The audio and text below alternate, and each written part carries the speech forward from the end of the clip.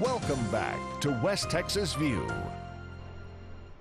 Welcome back to the West Texas View. My guests today are Bill Brandt, who is the president and CEO of the Herald of Truth, an international organization that we're going to be talking about this Sunday and next Sunday and the next Sunday. And also Larry Sanders, who is the director of development for the Herald of Truth. And both of these gentlemen are very easy in front of the camera, and so we're going to ask them all kinds of questions, and then later if you've got any questions you want me to ask them, and we may have them on again later on.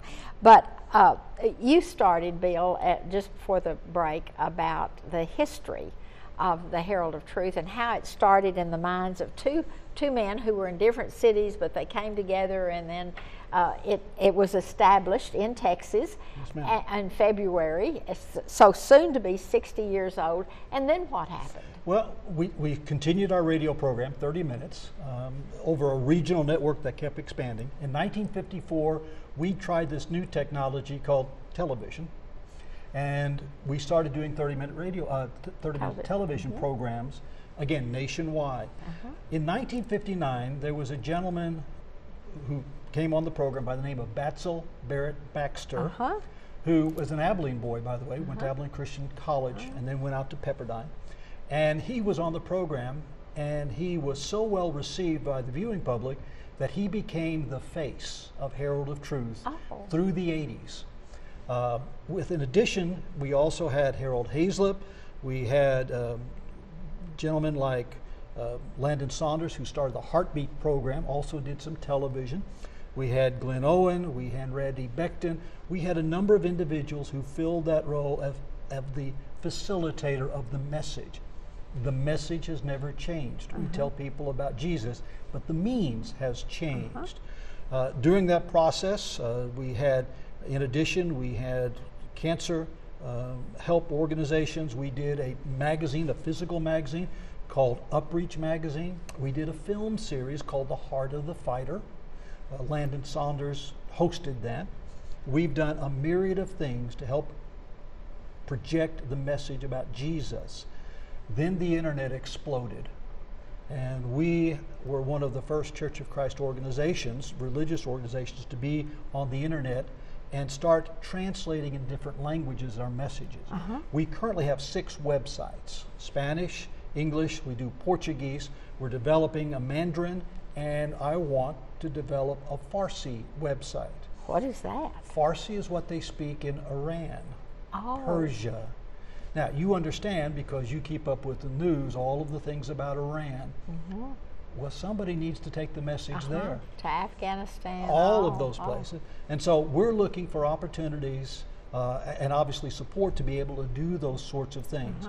To send the message over the internet, comes back to us, we communicate those kind of things, and then we ask if we can put that individual in touch with a local group of believers. One of the things that I find very distasteful is that we go, we help people believe in Jesus, and then we come back to Abilene, Texas. But they're still there. And I'm a firm believer, Scripture is correct. The devil is a roaring lion seeking whom he may devour, and those new Christians would be lunch for him. And so we want to find places, people, organizations that nurture and surround them and protect them from the devil, literally. And so we have evolved over the process. Now, it's taken us 60 years to get here, and in the future we're talking about expansion of internet possibilities. Eventually we'll have direct satellite communication, because that's where we're going. We have thumb drives and DVDs. When we talk about Cuba in our next program, I'll tell you about almost getting caught with $5,000 worth of video equipment as I was going into Cuba, and tell you what happened there. So we've been able to do those sorts of things through the process.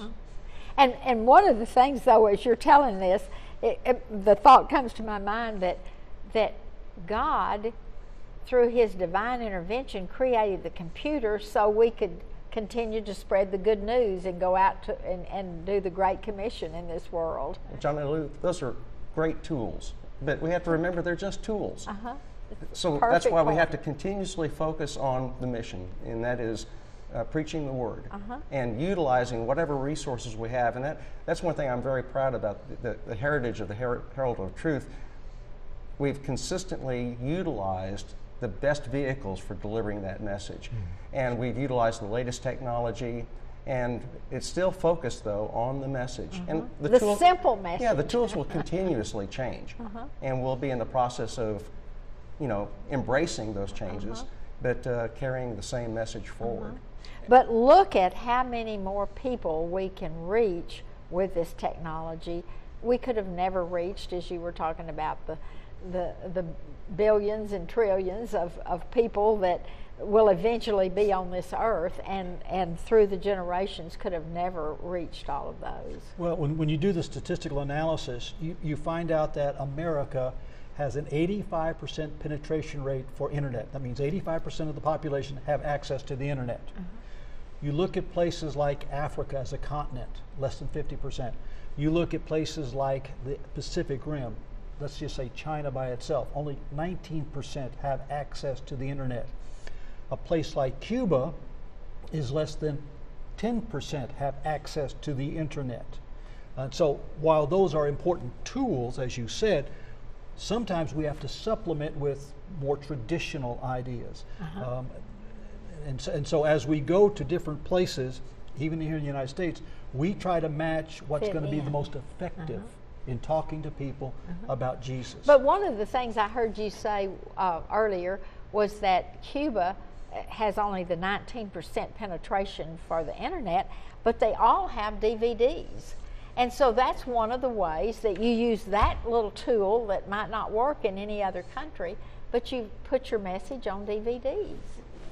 Because Cuba's television and radio are controlled by the government, so people went out and they bought DVD players that they could put in their films or whatever they like to do that.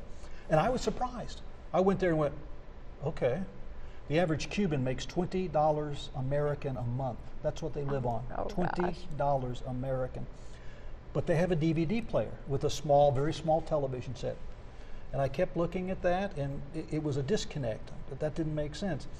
So I talked to our representative in Cuba named Tony Fernandez, and I said, Tony, what's the deal? He said, well, everybody has a DVD player. I said, well, what would prohibit us from handing out DVDs? Having the DVDs.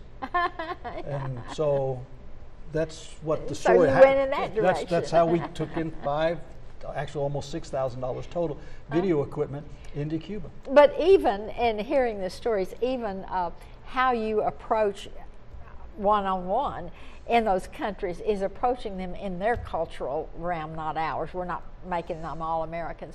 We're going to have to take we're going to have to end our program today, and we'll be back next Sunday with another program. And at that time, we're going to really talk about some of their messages being taken on the ground in other countries. It's been such a pleasure to have Bill and Larry here today, and we'll look forward to seeing them here next Sunday.